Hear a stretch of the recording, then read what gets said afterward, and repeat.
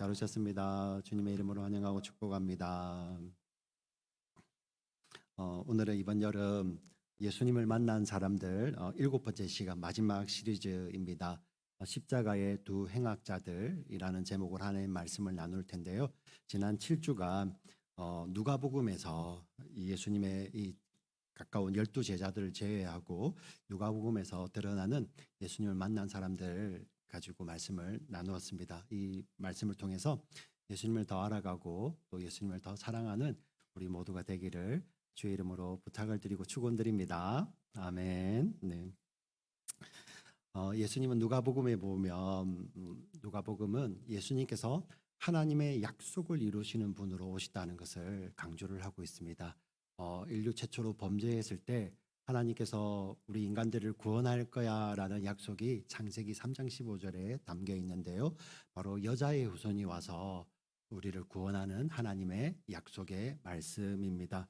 그 말씀을 이루시기 위해서 하나님이신 하나님의 아들이신 예수님께서 이 땅에 내려오시는 것을 누가복음은 자세하게 기록을 하고 있죠. 그래서 누가복음 1장 2장에 보면 여인의 후손으로 오시는 예수님, 그래서 마리아의 탄생이 앞서서 우리 제사장 사가랴와 엘리사벳 그들도 성령으로 말미암아 물론 부부 안에서 나오지만 하나님의 약속 때문에 자녀가 주어지는 거잖아요. 자, 그것이 마지막 예표가 되고요.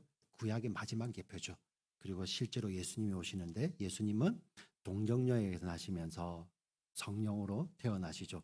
아담의 자손들, 죄 범한 아담의 자손들을 구원하시기 위해서 하나님이 이 땅에 직접 내려오시는데 바로 우리가 인간과 같은 가장 똑같은 모습으로 내려오시는 거예요.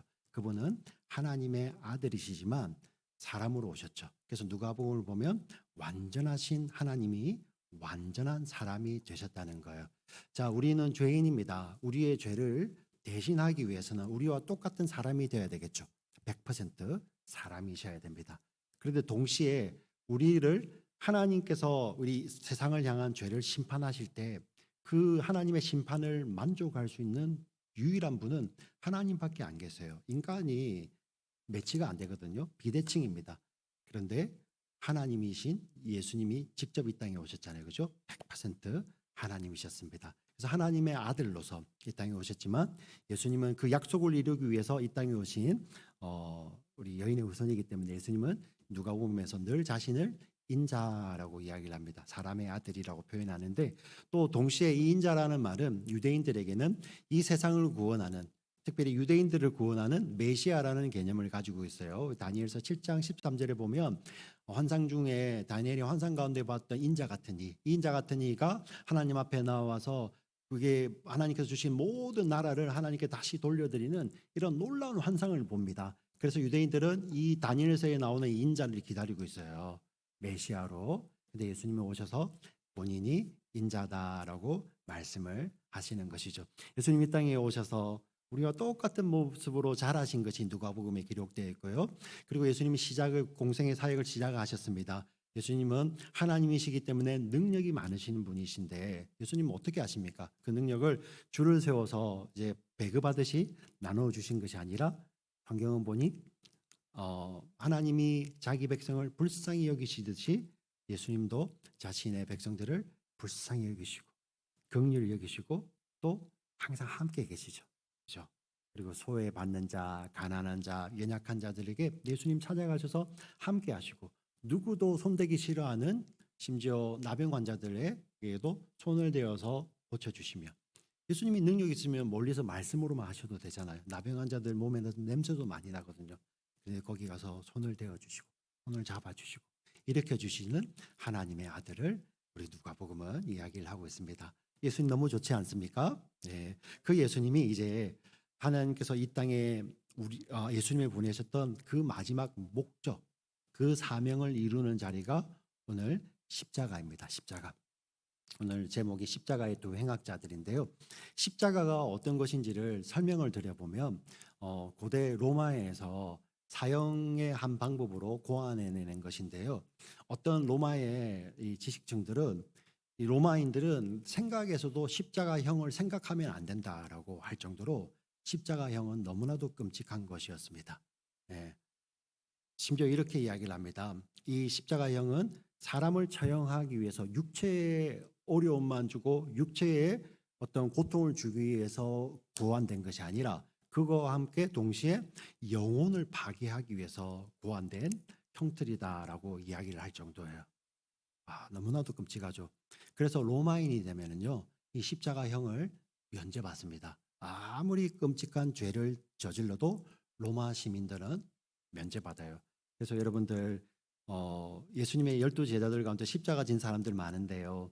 사도 바울은 십자가 안 지잖아요. 근데 로마의 입장에서는 이 나사렛 도당의 우두머리와 같은 예수가 오고 그 다음에 우두머리와 같은 바울임에도 불구하고 안 졌던 이유는 바울이 뭐를 가지고 있었죠?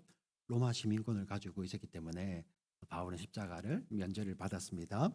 그런데 이 예수님이 십자가를 지시는데 오늘 보니까 양옆으로 두 행악자들이 존재를 합니다. 가정을 내보면 어떻게 보면 예수님이 굉장히 상징적인 부분이거든요. 유대인들에게도 상징적이고 로마인들에게도. 유대인들은 메시아라는 사람이 로마 총독의 재판을 받으니까 유대인들이 너무 실망을 하는 거죠. 저런 우리의 메시아가 어떻게 로마 총독에게 재판을 받지? 거기에서 너무 실망했던 유대인들이 그전에는 예수님 이 예루살렘 들어올 때 우리를 구원하소서라고 그 환호성을 쳤던 무리들이요. 이제 예수님을 십자가에 막 못 박으라고 이야기를 하잖아요. 예. 그리고 이 제국을 다스린 로마의 입장에서는 어떻게 보면 이렇게 로마가 허용해 주지 않으면 왕이 없는데 이 사람들이 왕이라고 하고 또 자칭 왕이라고 나왔는 사람이 나왔으니 로마의 입장에서도 이 사람은 그냥 두면 안 되는 거죠. 자, 그렇기 때문에 그냥 이 사람 혼자만 만약에 십자가에 달게 되면 갑자기 어떻게 보면 우리 그 대중 가운데서 어떤 것이 탁 트리거가 되면 걷잡을 수 없는 게 일어나지 않습니까? 근데 만약에 예수님만 혼자 십자가에 매달렸다가 그런 것이 트리거 된다면 갑자기 왜 저분을 저 무죄한 저분을 막 붙잡지 십자가에 달지 하면서 유대인들 가운데서 갑자기 반란이 일어난다면 로마로서는 걷잡을 수가 없거든요. 그래서 어떻게 합니까? 가장 끔찍한 흉악자들을요 예수님과 섞어버립니다. 여러분 한번 잘 생각해 보세요.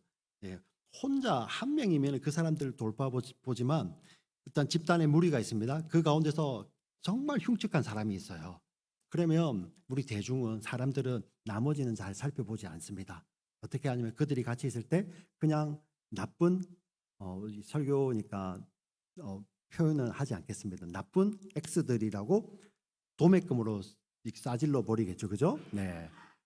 예수님을 그냥 그렇게 한 무리로 이렇게 취급해 버리는 거예요. 그렇게 십자가에 매달게 됩니다.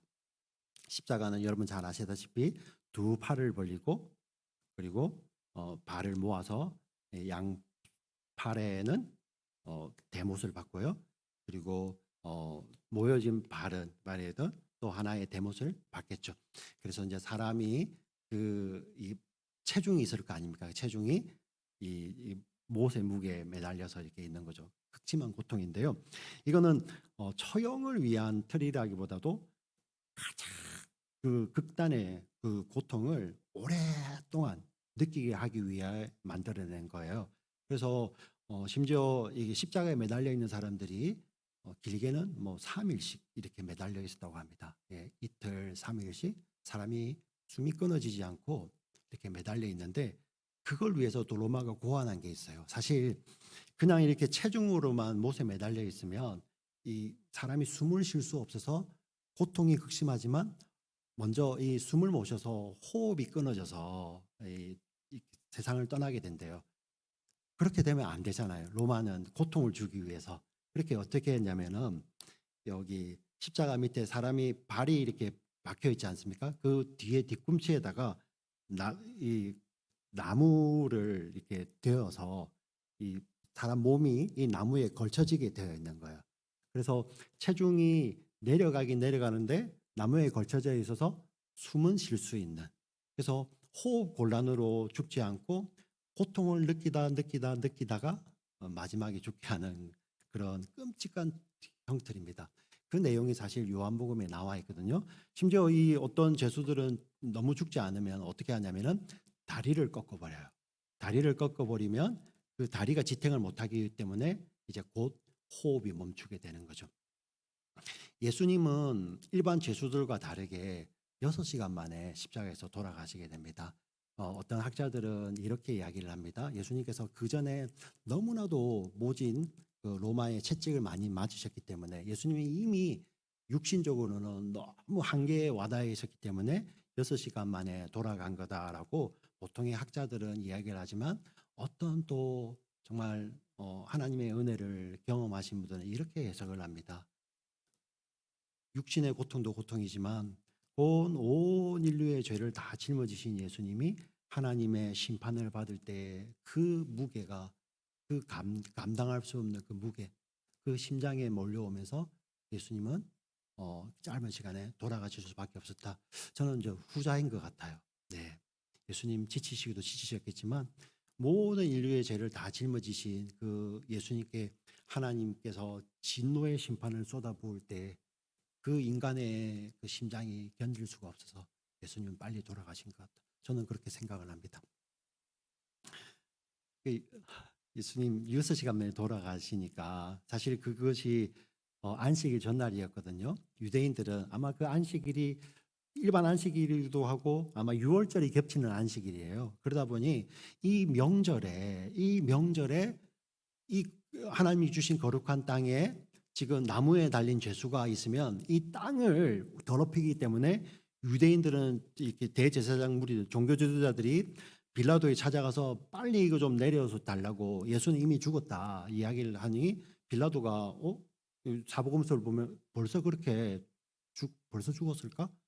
아직 몇 시간밖에 안 됐는데 그렇게 확인한 내용이 나와요. 그러면서 빌라도가 그러면 이 죄수들의 다리를 꺾어라. 그게 요한복음 19장 31절부터 나와요. 19장. 그래서 다리를 꺾어 치워 달라고 하지 이 군인들이 예수님의 다리를 예수님 옆에 있는 사람들의 다리를 꺾죠. 그런데 예수님은 이미 돌아가셨으니까 다리를 꺾을 필요가 없었던 거예요. 이미 돌아가셨기 때문에 옆에 있는 죄수들은 살아 있었지만 예수님이 돌아가셨죠. 그래서 대신에 다리를 꺾지 않고 어떻게 합니까? 옆구리에 창을 찔려서 확인을 하죠. 그때 물과 피가 다 쏟아진 것을 요한은 기록을 하고 있습니다. 이것이 예수님께서 십자가에 달리실 때의 일입니다. 그런데 이때 어떤 일이 많았냐면 예수님 주위를 감쌌던 것은 사람들만 있는 것이 아니라 성경은 뭘 이야기하고 있냐면은 예수님을 감싸고 있는 것은 사람이 아니라 그 사람들부터 오는 모욕이었어요. 모욕, 조롱. 네, 사람들이 유대인들은 이렇게 조롱합니다. 당신이 정말 하나님의 아들이냐? 당신이 성전을 헐고 3일 만에 일으킬 수 있는 그런 하나님의 아들이냐? 그러면 내려와서 당신을 증명해 보라. 그러면 너가 하나님의 아들이고 너가 구원자고 너가 메시아면 너의 생명이라도 한번 구원해 보라. 그럼 우리가 다 믿어줄게. 이 땅에 내려와서 당신을 한번 증명해 보라. 이런 모수치와 조롱 모욕들을 막 쏟아냅니다. 네. 근데 예수님 안 내려오시죠. 예수님 내려오실 수 있는데도 안 내려오시는 거잖아요. 이유는 뭡니까? 하나밖에 없어요. 예수님 능력이 모자라서가 아니라 차고 넘칩니다.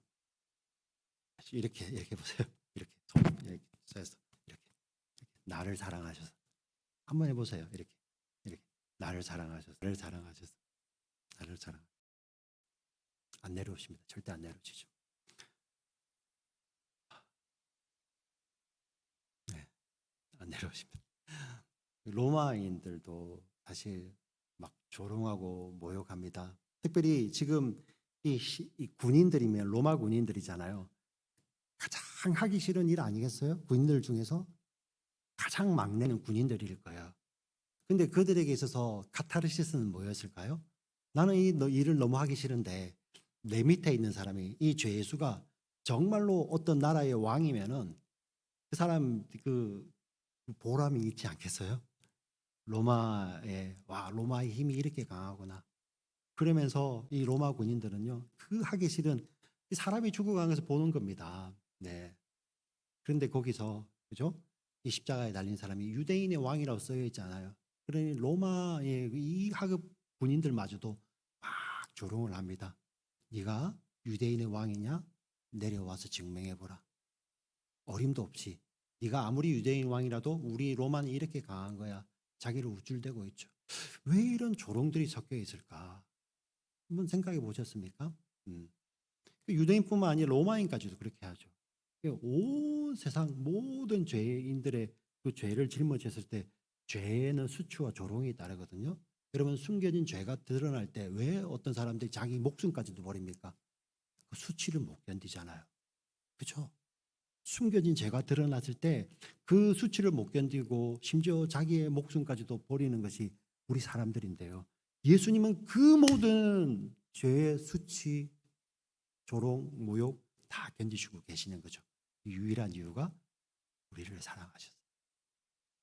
심지어 어떤 일이 벌어지냐면요. 두 편에 있는 강도들마저도 모욕합니다. 사실 이 강도들이 만약에 로마인이었으면 이 십자가형, 이 처절한 십자가형은 당하지 않았겠죠.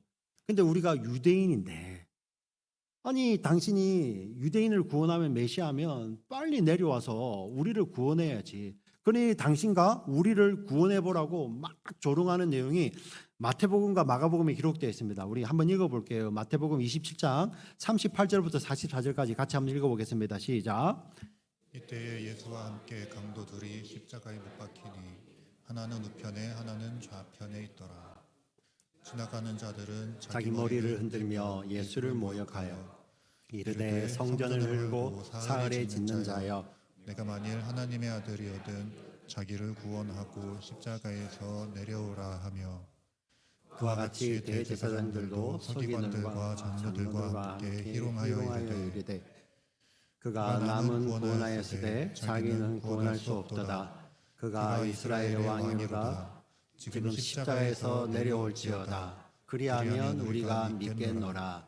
그가 하나님을 신뢰하니 하나님이 원하시면 이제 그를 구원하실지라.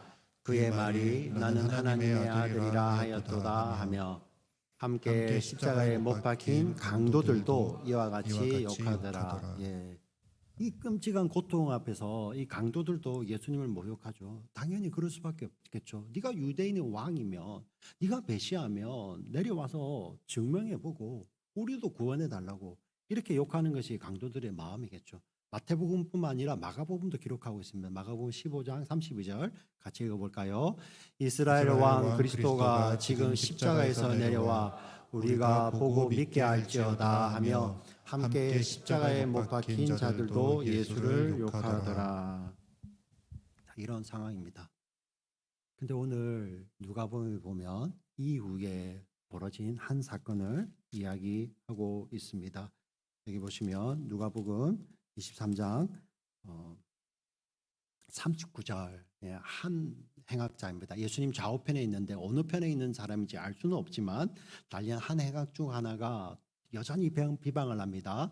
달린 행악주 중 하나는 비방하여 이르되 내가 그리스도가 아니냐 너와 우리를 구원하라 하되 여전히 비방하고 있습니다.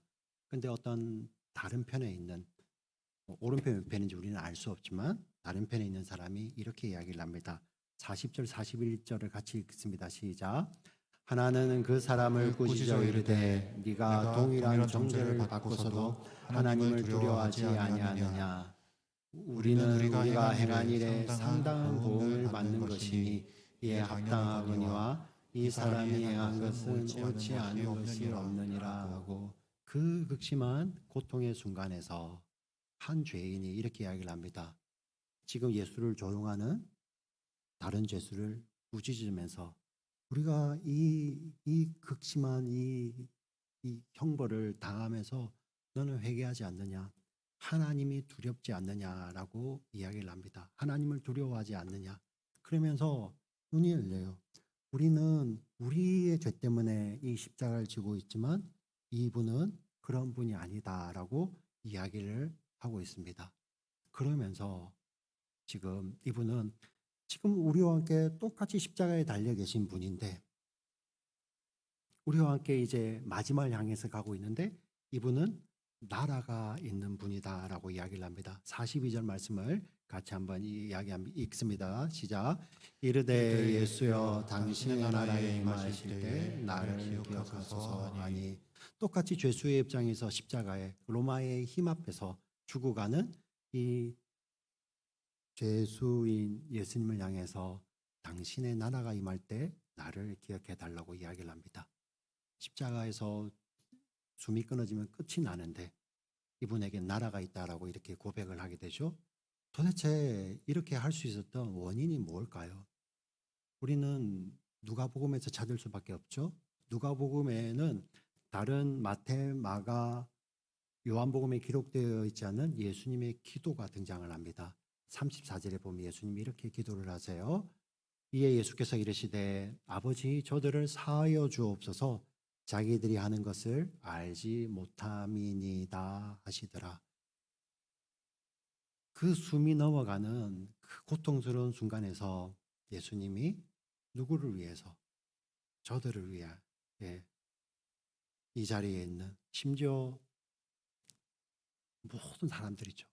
저들을 용서하여 주옵소서 자기들이 하는 것을 알지 못함이니이다라고 예수님이 기도하시는데 그 예수님의 기도가 한편 행악자의 마음 가운데 예수님의 기도가 닿는 거예요. 닿으면서 우리는 우리의 이 죄 때문에 이 십자가 형벌을 당하지만 이 기도를 하시는 이분은 그런 분이 아니야. 우리의 마음이 열리게 됩니다. 그리고 이 마음이 열렸을 때 내가 하나님 앞에 심판받을 죄인이지만 그러나 이분은 당신의 나라가 있는 분이라는 것을 그 기도가 닿았을 때 깨닫게 되죠. 그러면서 당신의 나라가 임할 때 나를 기억해 달라고. 사실 이 마지막 순간이기 때문에 용서해 달라는 말도 못합니다. 가장 할 수 있는 가장 기본적인 것, 그 나라에 나를 기억해 달라고 이 강도는 예수님께 부탁을 하고 있습니다. 그때 예수님은 뭐라고 대답을 하실까요? 우리 43절 말씀을 같이 한번 읽어보겠습니다. 예수께서 이르시되 내가 진실로 내게 이르노니 오늘 네가 나와 함께 나군에 있으리라 하시니라. 이 한편에 있는 이 행악자는요, 당신의 나라가 임할 때 나를 기억해달라. 유대인들은 메시아의 나라가 이 땅에 임한다고 믿고 있었습니다. 그게 언제일지는 모르지만 먼 미래에 임할 그 메시아의 나라를 기다리고 있는데 지금 십자가에 자기와 함께 달려있는 이 예수님을 향하여서 그분의 나라를 기다리며 그 먼 미래에 나를 생각해달라고 이 부탁을 하는데 예수님은 오늘 뭐라고 이야기하십니까? 또 미래가 아니라 진실로 내게 이르노니 오늘 네가 나와 함께 낙원에 있으리라. 낙원은 어떤 것입니까? 이 고통이 다 끝나는 하나님과 함께 있기 때문에 고통이 없는 영원한 곳이죠. 오늘 네가 나와 함께 낙원에 있으리라 라고 말씀을 하십니다. 먼 미래가 아니라 예수님은 지금 네가 나와 함께 낙원에 있을 것이다 라고 예수님께서는 말씀을 해 주시는 것이죠. 우리 예수님은 십자가에 달려서 계시는 온 인류의 죄를 대신하여 고통받으시는 그 예수님이시지만 우리를 구원하시는 하나님의 아들이세요. 여기서도 구원을 선포하시죠. 그리고 그 구원이 어떤 것입니까? 먼 미래에 이루어지는 것이 아니라 오늘 내가 나와 함께 예수와 함께 십자가에서 이곳에서는 죽지만 우리의 영혼은 낙원에 있을 것이다 라고 예수님 말씀해 주시죠. 이것이 놀라운 하나님의 구원의 선포입니다. 사실 세상은 이 하나님의 아들을 막 조롱하기 위해서 십자가에 매달고 거기에 더하여서 흉악한 이 흉악범들을 더해서 달아서 이는 정말 자기의 죄 때문이에요 라고 이렇게 조롱하고 있지만 우리 하나님은 어떻게 하십니까? 전지전능하신 하나님이신데요. 어떻게 하십니까? 예수님은 왜 거기에 힘이 없어서 매달리고 계십니까? 로마보다 힘이 작았어요? 아니죠. 사랑하셔서죠. 하나님은 왜 참으십니까? 사랑하시죠. 그런데 하나님은 왜 그 죄를 그냥 그렇게 두고 보실까요? 우리들 가운데서도 이런 분들 많이 계시지 않습니까? 이 땅에 죄가 이렇게 죄된 사건들이 이렇게 많습니다. 하나님 살아 계신다면 도대체 왜 이런 일이 막 벌어집니까? 라고 어떨 때는 하나님 앞에도 막 분노가 막 들잖아요. 그죠? 근데 하나님 어떻게 하십니까? 하나님은 그 악마저도 어떻게 하십니까? 구원의 길로 선용하시는 거죠. 왜? 인간은 하나님께서 우리 인간을 창조하셨을 때 하나님 우리에게 자유의지를 주셨어요. 왜? 사랑하시기 때문에. 로봇을 창조하신 것이 아니라 스스로 선택할 수 있는 자유의지를 준 자들입니다. 그들이 선택하여서 악을 만들어낼 때 우리 사람들은 사람이 만들어낸 악마저도 하나님 앞에 조롱하며 하나님 당신이 하나님이시면 이 땅에 내려오셔서 이 일을 해결하시고 당신이 하나님됨을 보여주세요라고 조롱하는 것이 바로 십자가입니다. 근데 하나님은 어떻게 하십니까? 그런 인간의 악함마저도 하나님께서는 그 악을 바꾸셔서 그 십자가를 바꾸셔서 우리에게 영원한 길을 열어주시는 영생의 시작점으로 십자가를 사용하시죠. 바로 여기에서 보여지는 것입니다. 예수님의 십자가가 무엇을 이야기합니까? 예수님 십자가가 계시고 예수님은 대신하여서 십자가를 지셨습니다. 양편에 있는 두 흉악자들은 이 세상을 보여줍니다. 죄인을 보여주죠. 죄인. 끝까지 하나님을 조롱하며 당신이 그렇게 전지전능하시면 이거 해결하셔서 우리에게 보여달라고 막 외치는 그런 이 세상 사람들을 보여줍니다. 또는 한편에 있는 이 사람은 어떻습니까? 이 사람은 죄인. 이 사람은 어떤 사람이죠? 용서받은 죄인입니다. 용서받은 죄인. 이 세상은 딱 두 종류의 십자가 앞에 서면 딱 두 종류의 사람이 있습니다. 죄인과 용서받은 죄인. 오늘 십자가를 통해서 하나님이 이렇게 보여주십니다. 교회는 어떤 곳입니까? 용서받은 죄인들이 모여있는 곳이죠. 이 자리에 계신 분들, 지금 이 자리에 한 분 한 분들이 다 예수의 십자가로 말미암아 용서받은 죄인들이 나와서 예수님을 나의 구주로 고백하며 그리고 그 믿음 안에서 우리는 영원한 하나님 나라로 가게 되죠. 이 용서받은 죄인을 한번 보세요. 그가 교회를 열심히 다녔습니까? 아니면 기도를 많이 했나요? 아니면 선행을 많이 했습니까? 어떤 것도 없지 않습니까? 예수님의 기도가 그의 마음에 닿았을 때 그 마음 가운데 하나님 앞에 회개가 일어나며 당신의 나라가 임할 때 나를 기억하소서라는 그런 한마디 믿음의 고백인데 예수님은 어떻게 하십니까? 그 믿음의 고백을 받으시며 그에게 구원을 선포하시죠. 이것이 바로 교회의 본질 아니겠습니까? 오늘 우리는 어떤 자들입니까? 세상 사람들보다 뭐 잘난 게 있어서 우리 구원받습니까? 아니죠. 똑같은 죄인이었지만 우리는 용서받은 죄인이기 때문에 우리가 예수를 구주로 고백하며 우리가 예수를 믿는 믿음으로 말미암아 영원한 하나님 나라로 인도함을 받는 우리들인 줄 믿습니다. 할렐루야. 네, 바로 그것을 보여주는 복음이 어떤 것인지를 십자가에서 하나님은 예수님의 십자가 대속의 죽음을 통해서 나타내시고 그 구원받는 사람들이 자기의 행위나 능력으로 받는 것이 아니라 똑같은 죄인이었지만 하나님의 은혜가 닿아서 그 마음이 녹을 때 그 안에 믿음이 들어가 용서받는 죄인으로 하나님 앞에 나아가는 구원의 그림을 십자가에서 하나님은 보여주고 계시죠. 얼마나 좋습니까? 우리 예수님이. 근데 어제 제가 이 말씀을 묵상하고 어제 아침에 토요 아침 예배 새벽 예배를 끝나고 아침에 교회 기도하고 있는데요.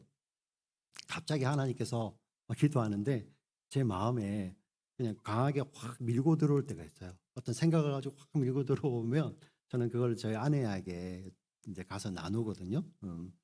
근데 저는 갑자기 한 번도 생각 안 해봤는데 이 용서받은 이 행악자의 마음이 제게 막 밀려 들어오는 거예요. 이런 생각 해보셨습니까? 우리 십자가에서는 살아 있을 때는 그 고통이 너무 심하기 때문에 몸이 움직이잖아요, 그죠? 우리가 고통이 심하면은 우리 몸이 본능적으로 이렇게 막 움직이잖아요, 그죠? 신경이든 뭐든 이렇게 막 움직이는데 이제 숨이 끊어지면 이제 그게 멈추거든요. 두 행악자들은 예수님의 죽음을 받지 않습니까? 가장 가까이에서. 네. 그러면 용서받은 이 행악자들은 어떤 마음이 들었을까요? 물론 예수님 이제 곧 낙원에서 만나요 하는 그런 소망의 마음도 들었겠죠. 근데 그것만 들었을까요? 한번 잘 생각해 보세요. 우리라면 어땠을까? 그래도 같이 숨이 붙어 있던 예수님의 그 숨이 끊어지고 영혼이 떠나가시고 몸이 이제 완전히 처지겠죠, 그죠? 이제 그 고통 앞에서 예수님의 몸은 반응하지 않습니다. 그때 용서받은 이 행악자는 예수님의 죽음을 보죠. 움직이 전혀 미동하지 않는 예수님, 어떤 마음이 들었을까요? 음, 구원받은 것도 감사하지만 정말 내가 이 예수님을 진작에 알았더라면, 음, 그리고 내가 정말 이 예수님을 위해서 이 땅에서 아무것도 한 것이 없다는 것에 대한 그런 뭐 이렇게 원망 이런 것이 아니라 정말 안타까움이 밀려오지 않겠어요? 음. 그리고 아무리 행악자라도 사랑하는 사람이 있을 거 아니에요. 소중한 사람들. 그 사람에게 예수님에 대해서 알려주고 싶은 마음이 없을까요? 음. 근데 손도 움직일 수 없고 발도 움직일 수 없고 어느 곳도 갈 수 없는 그 마지막에 얼마나 안타까웠을까요? 예수님의 사랑이 너무 좋은데 오늘 내가 함께 나와 함께 낙원에 있으리라는 그 예수님의 그 사랑이 너무 좋은데 그 예수님을 위해서 아무것도 할 수 없고 정말 내 소중한 사람들에게 그 예수님을 전해줄 수 없는 그런 안타까움이 안 밀려왔을까요? 어제 기도하는 저에게도 그게 막 밀려오더라고요. 그 강도의 마음이 딱 들어오면서 하나님이 그걸 또 보여주시는 거예요. 그 안타까움이. 오늘 우리들도 구원 용서받은 죄인들이잖아요. 우리들에게는 그래도 시간이 주어졌지 않습니까? 음. 용서받은 죄인들, 그러니 우리가 십자가를 현대인들이 이렇게 오해를 해요. 어차피 용서받았으니까 내 마음대로 살아야지. 내 마음대로 살다가 하나님 때에 되면 하나님 만나면 되지. 십자가의 구원은 그런 보험이 아니에요. 그죠? 십자가의 은혜를 알면 알수록 하나님께서 내게 주어진 시간, 이 시간이 나를 사랑하셔서 자신의 생명을 주시는 그 예수 그리스도를 감사하며 살며 그 예수 그리스도를 삶으로 증거하는 사명자의 삶으로 연결되지 않겠습니까? 우리가 발이라도 움직일 수 있을 때, 아니, 우리가 손이라도 움직일 수 있을 때, 아니, 우리 모든 것이 사라지고 우리의 입이라도 움직일 수 있을 때, 나를 사랑하시는 예수 그리스도, 아니, 다 사라지고, 심지어 여러분 이렇게 기도하세요. 마지막에 하나님, 정말 제가 모든 것이 다 사라지고 의식만이 남아 있다가 마지막에 주님을 만나는 그 자리에 우리가 그 자리에 갈 수 있잖아요. 그죠? 그때 그 순간에 저의 마지막 호흡이 나를 사랑하시는 예수님을 증거할 수 있는 그런 삶이 되게 해달라고 우리 기도하지 않겠어요? 기도해야 되지 않겠습니까? 그런 마음이 있다면 우리가 손이라도 움직일 수 있으면 심지어 우리가 의식을 가지고 말이라도 할 수 있으면 어제 그 마음이 쭉 밀려오는데 물론 우리가 천국 가서 이 용서받은 이 강도를 만나면 그냥 기쁨 가운데서 얼싸안겠죠. 근데 그 마지막 순간에 그 가까이에서 나를 사랑하시는 예수님의 그 죽음을 목격한 그 행악자에게 들었던 그 마음이 오늘 사는 우리들에게도 통일하지 않을까요? 그래서 이제는 우리가 빚진 자가 아니지만 예수의 십자가만 생각하면 내가 복음의 빚진 자가 되어서 우리의 손이 움직일 수 있을 때 우리의 입술이 움직일 수 있을 때 아니 심지어 맨 마지막에 모든 것이 다 끊어지고 이제 그냥 예수님 만나는 그런 죽음을 앞두는 그 순간에서도 우리의 삶을 통해서 우리를 이렇게 사랑하시는 예수 그리스도를 드러낼 수 있는 우리가 되게 해달라고 이렇게 기도하며 우리의 삶을 주님께 드리면 어떨까요? 오늘 말씀을 통해서 이렇게 주십니다. 저 값없이 아무 공로 없는 죄인에게 하나님의 은혜의 복음은 예수 그리스도의 십자가를 통해서 우리에게 거저 부어집니다. 이 복음을 만났던 우리들은 이제 복음의 빚진 자 되어서 우리의 삶 전체가 예수 그리스도를 증거하는데 드려지다가 우리 주님 다시 오실 때 아니면 우리가 개인적으로 주님을 언제 만날지는 모르지만 주님과 함께 영원한 하나님 나라에서 다시 만날 수 있는 우리 모두가 되시기를 주의 이름으로 부탁을 드리고 축원드립니다. 아멘. 살아계신 아버지 하나님 참으로 감사합니다.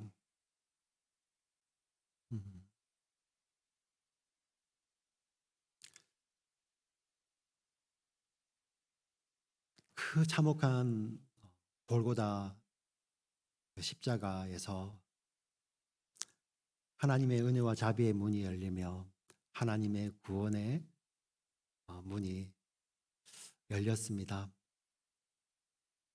그런데 세상 사람들은 그 영혼 가운데서 이루어진 하나님의 구원은 보지 못하고 여전히 이 세상에 매여서 이 세상에서 증명해 보세요. 이거 해주셔야 됩니다. 이거 없으면 당신은 구원자도 아니에요. 당신은 하나님도 아니에요라는 것이 이제 세상의 가르침입니다. 하나님, 우리가 혹시 이 예수님의 구원을 혹시 이렇게 믿고 있지는 않은지 오늘 말씀을 통해서 돌아봅니다. 예수님이 이 땅에 오시는 것은 우리의 문제를 다 해결하시고 이 땅을 문제없는 세상으로 만들기 위해서 오신 것이 아니라 자기의 생명을 주시기까지 우리의 영원한 생명, 영생을 주셔서 이제는 하나님이 없는 영벌이 아니라 영원한 하나님의 나라에서 예수님과 함께 영원히 보내는 그 삶을 주시기 위해서 이 땅에 오셔서 그 마지막 당신의 생명을 십자가에 내어주신 하나님의 아들인 줄 믿습니다. 이제 하나님의 구원을 믿고 하나님의 아들을 믿는 믿음으로 말미암아 우리가 하나님의 자녀가 되었음을 믿음으로 고백합니다. 하나님, 오늘 이 말씀을 통해서 이제는 이 복음의 빚진 자가 되어서 주님 만나는 그날까지 오늘 십자가의 그 행악자에게는 그 짧은 시간이 있을 때 느꼈던 그 생각들이 이제 주님 만나는 그날까지 우리는 복음의 빚진 자가 되어서 우리의 손이 움직일 수 있을 때, 우리의 입술이 움직일 수 있을 때, 아니 우리의 호흡이 남아 있을 때, 그 마지막 순간에라도 우리의 삶을 통하여서 우리를 사랑하셨던 예수 그리스도를 증거할 수 있는 우리 삶이 될 수 있도록, 그런 사명자의 삶을 살 수 있도록 주여 우리의 삶을 인도하여 주시옵소서. 존귀하신 우리 구주 예수 그리스도의 이름으로 기도드립니다. 아멘.